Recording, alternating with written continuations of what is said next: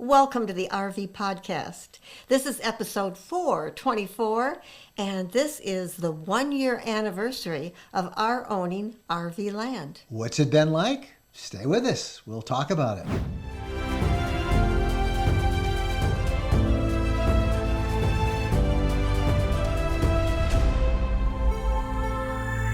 Hello, everybody. I'm Mike Wendland, and this is my lifelong traveling companion and my bride, Jennifer. And I see you've got your Nashville sweatshirt on.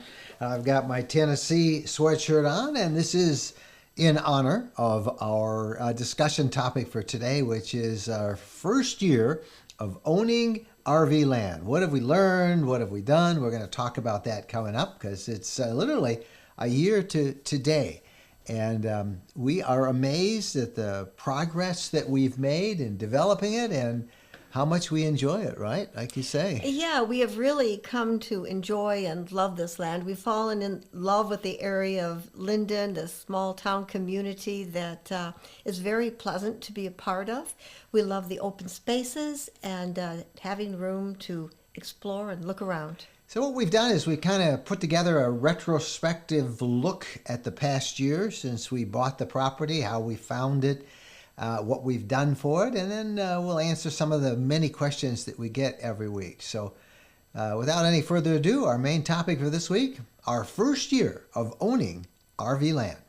We're in mid-Tennessee, and we're looking for some land so that we have a place to camp anytime we want, and we can invite other people to join us, and so that's what we're looking for. Now we're here because we've actually done a couple of stories on people who have bought their own RV land, and we kind of really fell in love with this part of Tennessee.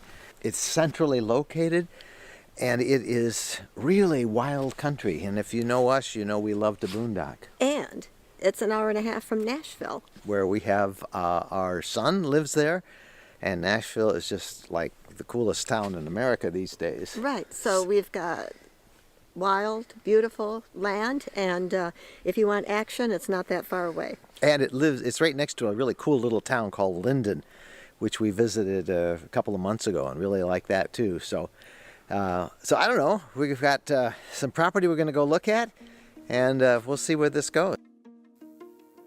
Before we went down, we called up satellite maps of the development, studying all the details right down to street-level views.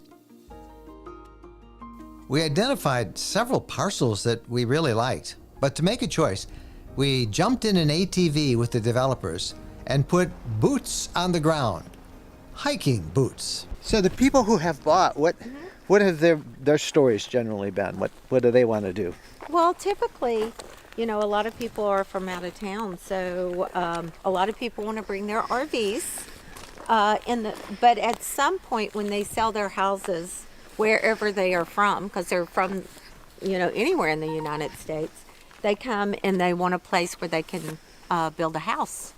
So they love it because in the midterm, they can use the RVs on the property. And that's what's so nice about these properties is you can have your RVs, and a lot of areas they won't allow that. Yeah.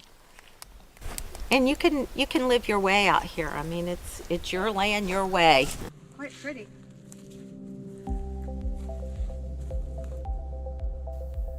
We liked everything we saw, but one 5-acre parcel in particular stood out, Lot 25.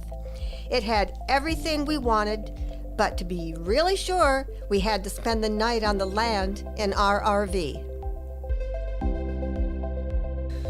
Now we're boondocking, and I've had to turn the porch light on the RV so there's enough light for me to talk to you, but this is pretty spectacular. None of this has been cleared yet, and this is the hunk of land that we are thinking about. It's about 5 acres or so. It's on a slight plateau, a lot of pine, and we'll be able to take a good look at it come daylight tomorrow. But we just had a boondock here for the night and see what it's like. We're gonna have the windows open. It's just beautiful. No road noise. Nothing. It's just us. Just us. This is what we like.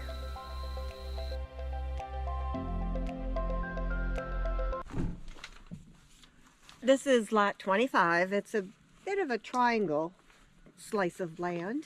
About 5 acres. Yeah, 5 acres. Now, one of the things that's neat about this is that it is right on this road, this county road. And there's some advantages here because they are putting electricity through this road.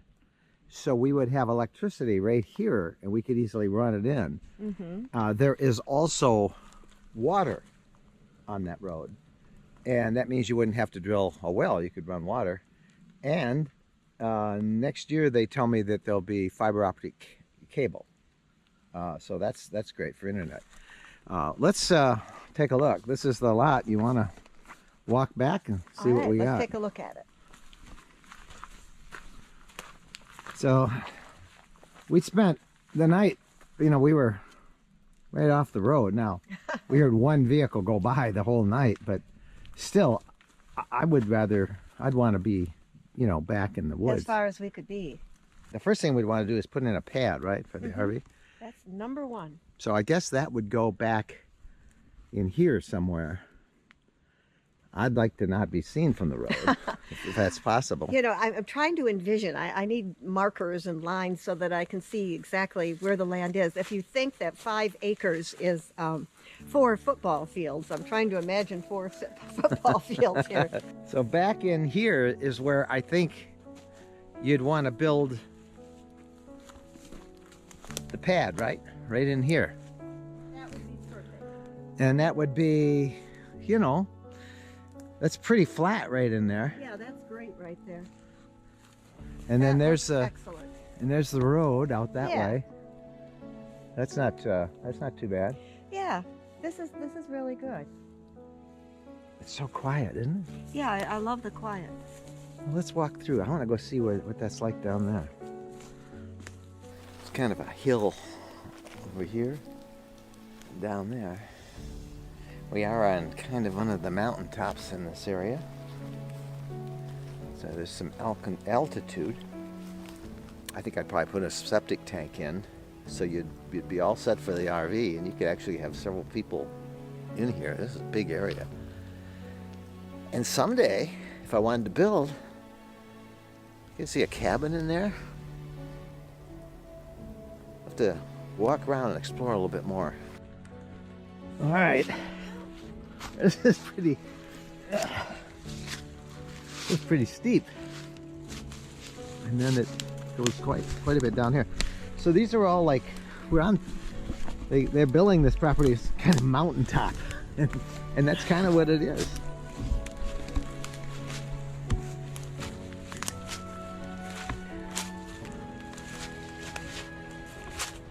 Pretty neat.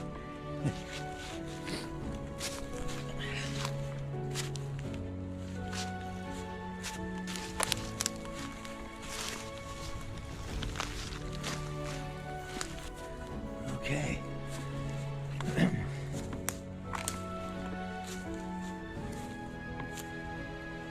Very nice. That's a good workout in the morning.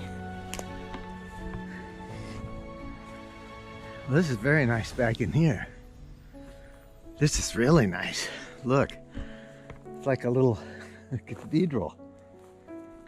I wonder, I can see the RV right up there, but if you brought a little road in and you camped right in here, this is the spot. This is really nice. If you're wondering what kind of pine trees these are, they're loblolly, and you find them in the south from Texas to Florida.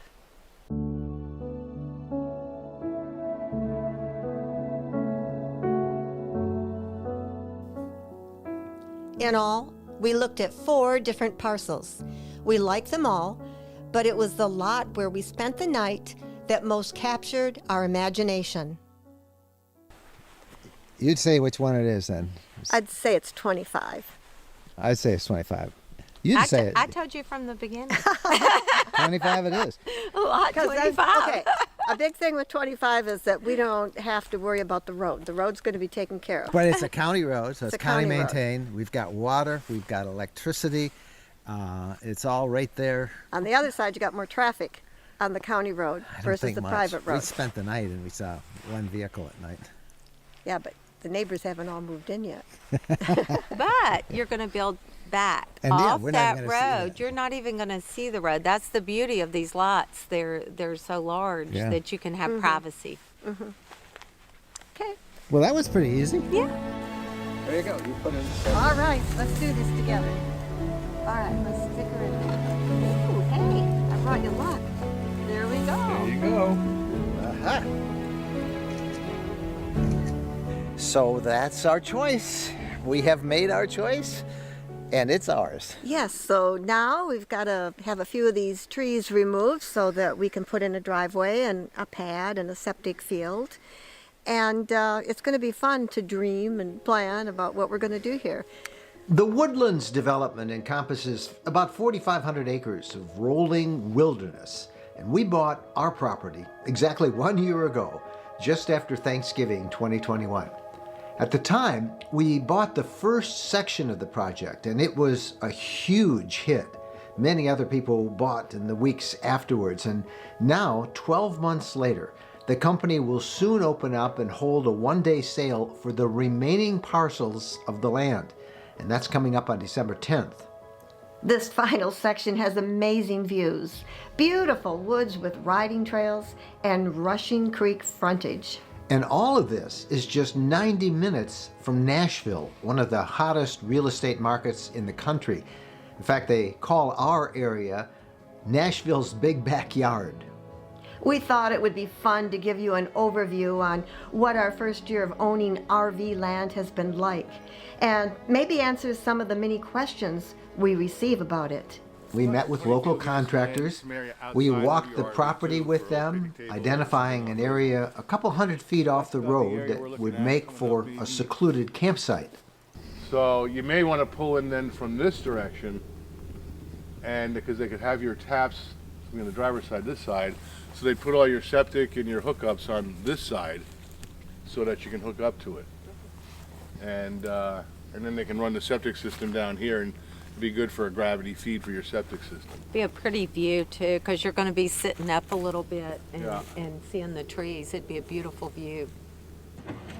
The contractor guided us through the permit process, recommending that for septic, we get a tank big enough for a 3-bedroom home in case we decided that someday we want to build a cabin or a home there, or for investment purposes, should we someday want to sell. We decided on a U-shaped driveway and 3 full RV hookup sites. Within a week, we started clearing the trees for the driveway and the campsites. Electricity, we'll just run it back to the campsites from there.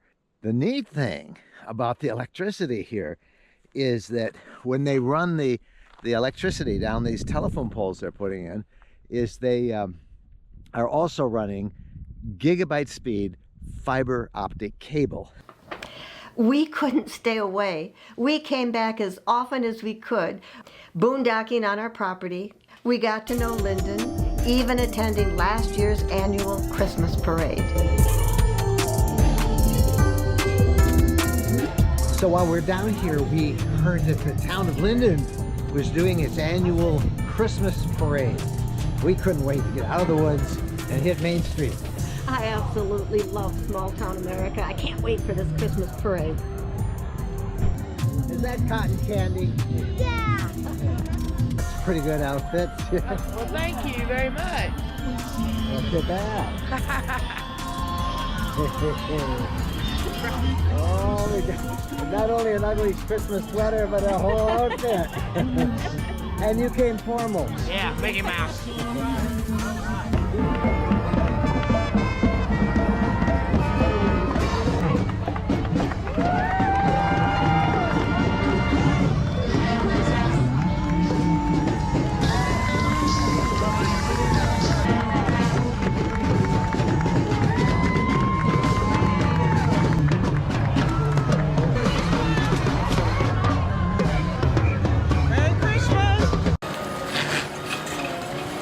over the winter, and as spring came, our 3 campsites took shape. The septic field and the tank was dug and installed. We tapped into water out front, and then by midsummer, the electricity was installed. We put in 50 amp for the fifth wheel and 30 amp hookups for smaller RVs at each site. By early fall, we had gates and a fence installed. And we brought our new RV, a 32-foot fifth wheel, which we keep on the property for extended periods. And we named our property Loblolly Ridge, after the beautiful loblolly pines that surround our spot. We invited friends to camp with us. We started to meet our neighbors, hanging out together and enjoying campfires and camaraderie in a beautiful natural setting. So what's it been like for us this past year owning this land? It's been pretty easy. We found great local contractors who we were able to get to help guide us through all the different things you need to do to develop the land so that we could camp there. When we first started, we were really one of the initial buyers. There were maybe a dozen or so who had bought before us, and there really weren't a lot of local contractors. We hooked up with Jonathan, our main contractor, but since then there are a lot of others that have come into the area. And one of the things that we're doing now is developing, what do we want to do with this property next? We've been surprised at how we visited it every single month of the year. We have, from the cold of winter, where we even got a couple of snow flurries once last January, to the 95, 99 degree heat of August. But we found that it was very livable. We had air conditioning, obviously, with our electricity. And the climate was good. One of the things that we were surprised at is how few bugs there were. Yeah, when we were there, we weren't bombarded. No. So it was comfortable. So one of the questions that we get asked a lot is, how are these properties sold? And as we kind of noted in that video recap that we played for you on both the audio version and the video version of the podcast, they typically sell these, the company behind it, on a single day. It's a pretty remote location, so they don't have an office that they staff around the clock. So what they do is they pick a day and a Saturday, and they invite people to make appointments, and you come out and look at property. You talk to a sales rep ahead of time. You go to the website, myrvland.com, book your appointment. And when you come, there'll be a couple, 3 parcels that they'll have that you can look at that match, what you just said you wanted in it. And they do these always in one day. That they do. And like when we went, they had 3 different parcels that they showed us. And well, we actually looked at, there was a 4th there was a parcel. 4th Yeah, one. we looked at 4. Forgot about that. But that one that we liked, lot 25, right away we knew we wanted that one. Lots of pine trees, lots of trees, a little bit secluded, 5 acres going down a little incline, and surrounded by lots of space. The hollers, the hills and the hollers. The next day they're doing one of these sales is, as we said, is Saturday, December 10th. And again, their website is myrvland.com. And the prices are going to start at $79,000, and they start at 5 acres, and they go to 65 acres. 65 acres, I think, is the largest that they have available. This is the final phase. We'll probably have a couple more sales maybe, but this one they'll be starting to sell this final phase of development. And we should point out that these properties are virtually unrestricted. There is no HOA. You can camp, you can hunt, you can build. If you love nature, if you love peace and quiet, you're going to love the woodlands. And taxes are just a couple $100 a year, a few $100 a year. We just paid our taxes for the year, and it was like less than $500. Yeah, less than $500 for 5 acres. So that was pretty cool. And now there's another bunch of RV land that's being developed that we want to go look at, and that's in Arizona. Yeah, and we've interviewed them before, but this is probably just as good a time for us to do their regular weekly message that they present. And then at the end of that, we'll do an update with them because they're having a big sale also on December 10th. There seems to be a pattern of how RV land, multi-acre land, is being sold on these one-day sales. So the one that is in Arizona is called Greenwood Ranches.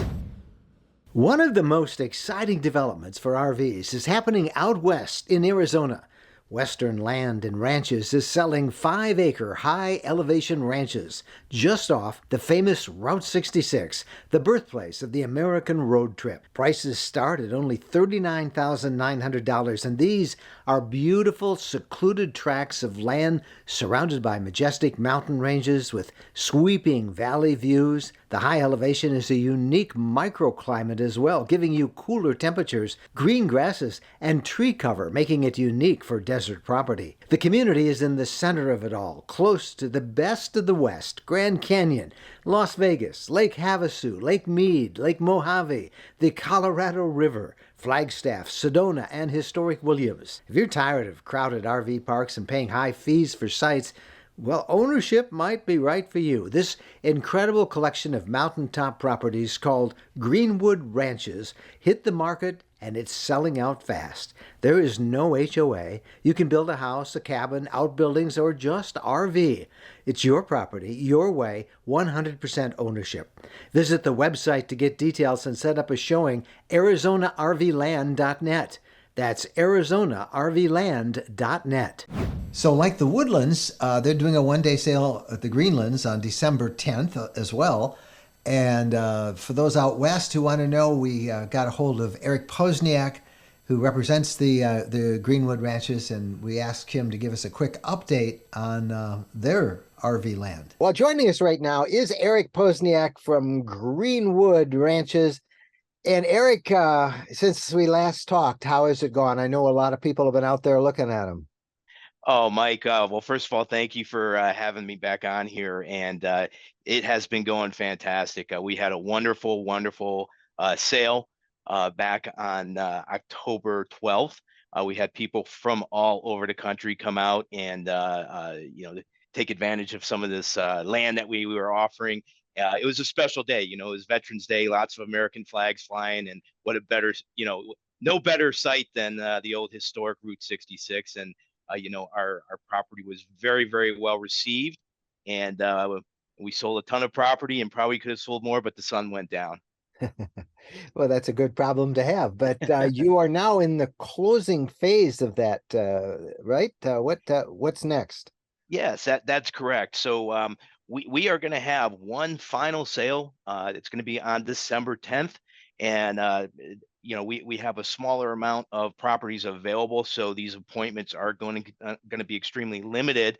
However, we have some great properties still available. And this is really an opportunity for people that couldn't make it to our last sale. And just a great way to end the year.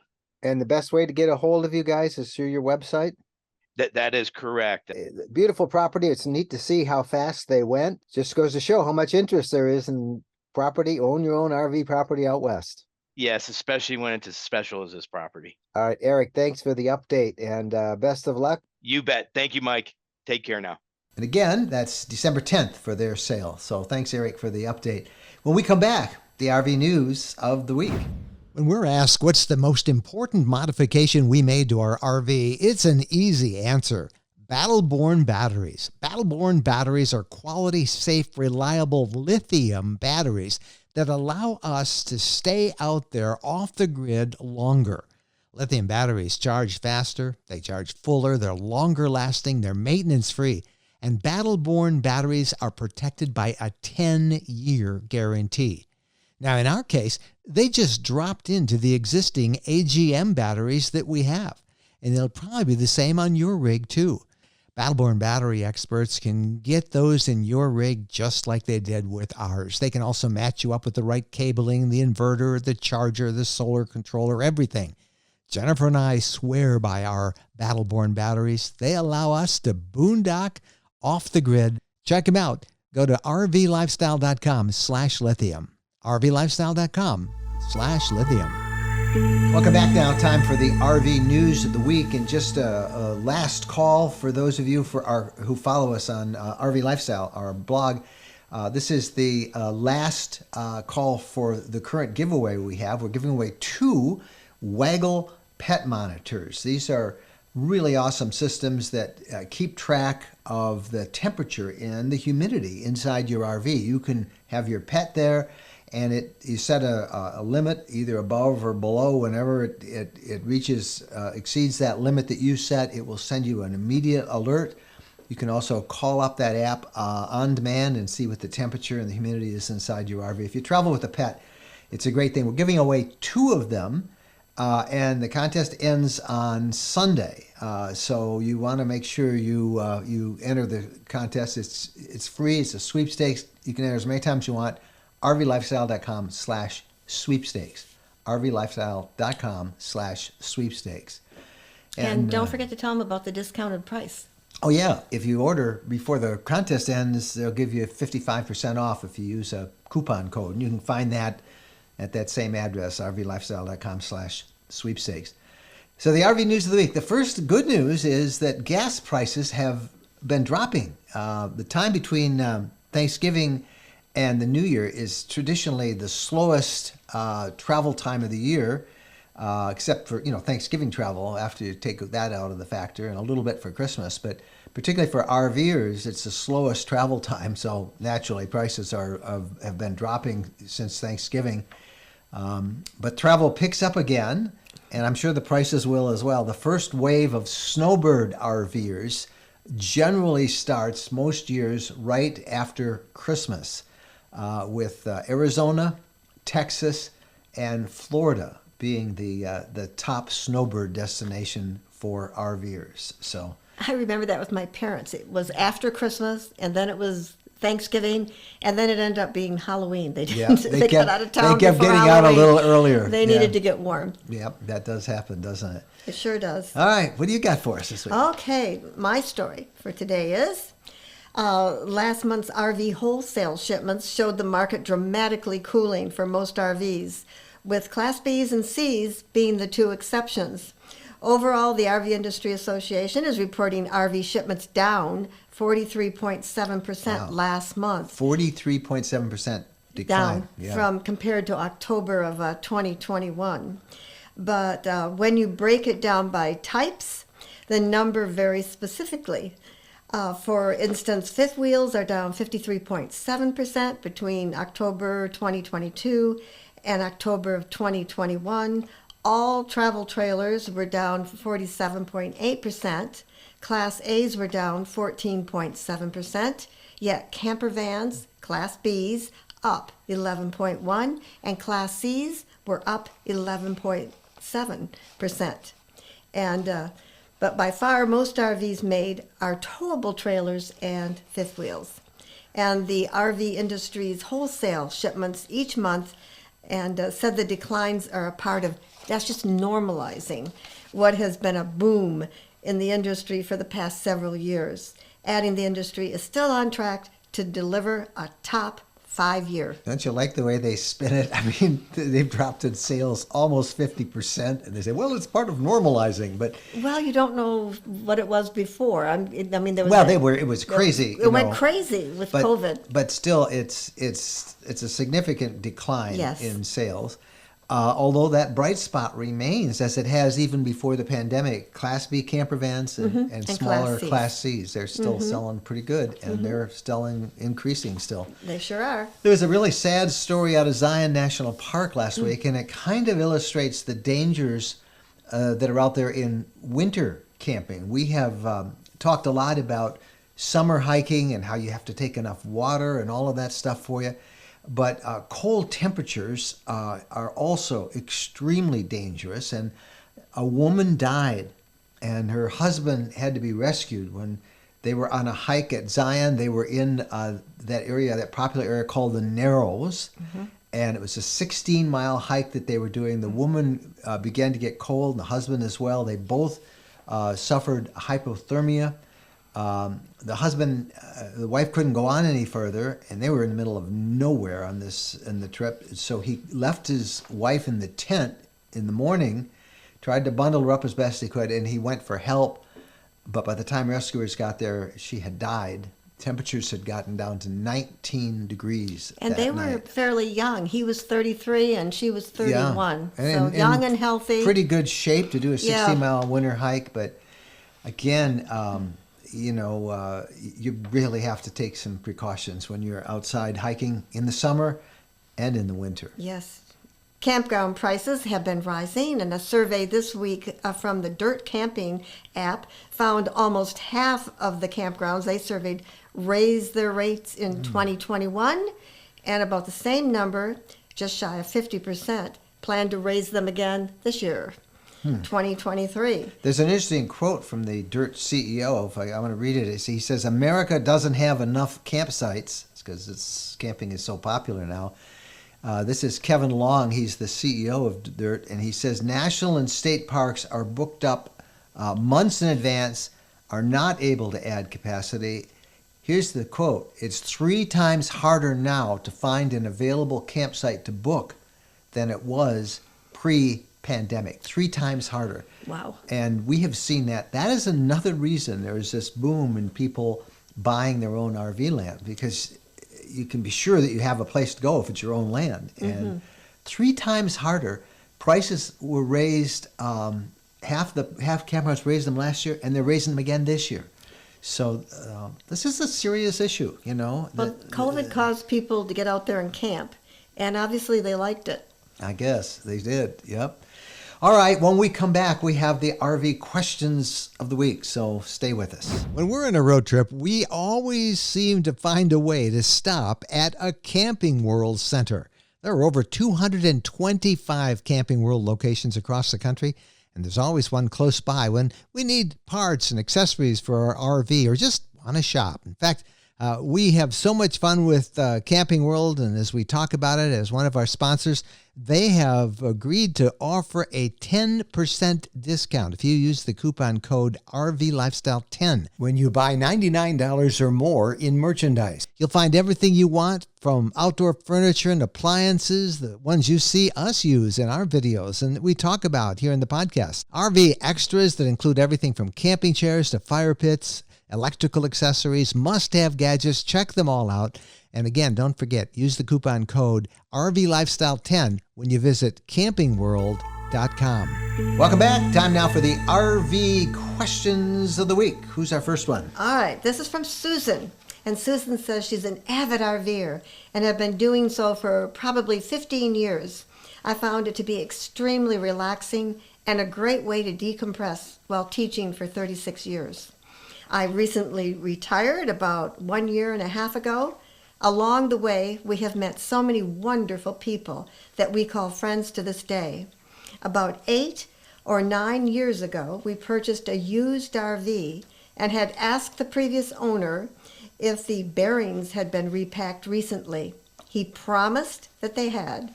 Well, that obviously was not the case. As we were driving down 75 in South Florida, the entire wheel came off the single axle trailer, and the trailer and truck spun, and we rolled both units until we hit a tree. The RV and the truck were total losses, but we walked away fairly unscathed. Since then, I am extremely hesitant to tow a vehicle of any sort. I would like to know the do's and don'ts of towing a small single-axle trailer through the mountains. We will be traveling up to Ohio next August and just purchased a brand new 2022 teardrop for this endeavor. I told my friend that I would not do so if pulling one of our 2 much larger travel trailers. We are now in possession of 3 travel trailers. You better catch up, Mike. Which we use for different activities. I would love to know how to reduce this fear of driving, especially in areas where you see runaway truck ramps. Thank you, Susan. Wow, Susan, 3 trailers, huh? Woo. Well, you haven't been too frightened from it because you've obviously have done a lot of RVing. It is scary when you are going up and down hills and towing something. We have gone up and down the Rockies towing a trailer behind a small motorhome, a small towable. And, the big dangers that we found are, one, overheating the brakes. The brakes will overheat and they will get extremely hot. You've got a lot of inertia that you're trying to slow down and control. And then you see those runaway truck ramps, and you think, oh my gosh, what would I do if that happened to me? So your brakes are your biggest concern. You want to make sure you know how to downshift with your transmission on your vehicle. But my thing is really experience. I mean, people do this all the time. Yes, you had a bad experience. That's a terrible accident, and you are very fortunate that you were not more seriously hurt. But I guess more experience, and have that vehicle carefully checked by your trusted mechanic before you take off on a long trip. Monitor the pressure in the tires. Underinflated tires are the biggest danger out there. They overheat, they shred, and they explode. And then you have to watch out for winds. You got to take a hear of the weather, and you want to make sure that if it's going to be windy, just wait a day. Wait until the winds die down. If it's icy, be very, very careful, because once the trailer starts swaying too much, you can lose control.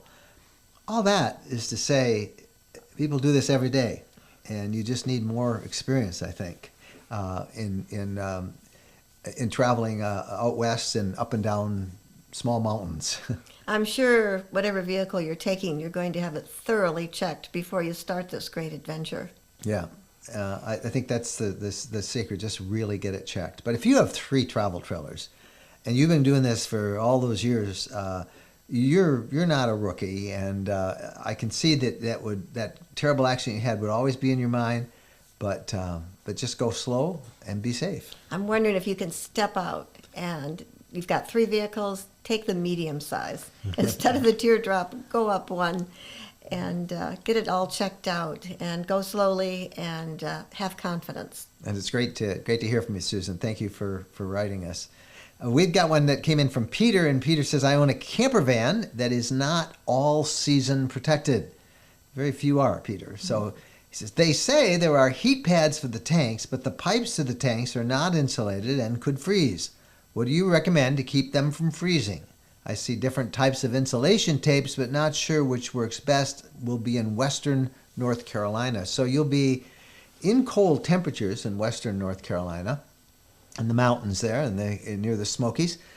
It's going to get below freezing, and you are going to have to protect that vehicle, not by wrapping tape around your plumbing system in the RV. That tape, that heat tape, is really for those who are hooked up to water. And if you're running water, keeps your hose from freezing. But to protect those pipes from underneath, your best bet in the winter is to run antifreeze, winterize your RV. Yes, I know you have heated pads, but you really should. The safest thing is to run antifreeze through those pipes. Use bottled water for your freshwater supply. Now, that said, if you don't do that, you can do what we have been working with on our fifth wheel. You can put some sort of skirting around the bottom of your motorhome to keep the wind from blowing through there. Kind of creates a warm air pocket, which helps warm the floor. By all means, use those heat pads for your running water. Run a electric, if you have, I'm sure you'll have electric hookups. Run some electric heaters, those little ceramic heaters. Mm-hmm. So you're not, so you're supplementing what you do with the propane. Some people put a heater underneath the vehicle to kind of keep some warm in there. There's like milk house heaters, they call them, or small little electric heaters. But just make sure they don't get too hot. There's nothing flammable. They're not going to catch something on fire. Safest thing, run antifreeze to your system and use fresh water. There's a whole website. If you do a thing on winter camping, look under Facebook. I have been following it because it's very interesting to how many people are actually camping in year-round in really cold weather. And so they have a whole thing of staying warm, winter camping. It's you can just search that on Facebook and you'll find that group, and you might get some other ideas. So there you go. You got a question? Got a comment? Anything you heard today? We would love to hear from you. Our email is mikeandjen@rvlifestyle.com. Thank you guys so much for watching. We'll see you next week. Happy trails.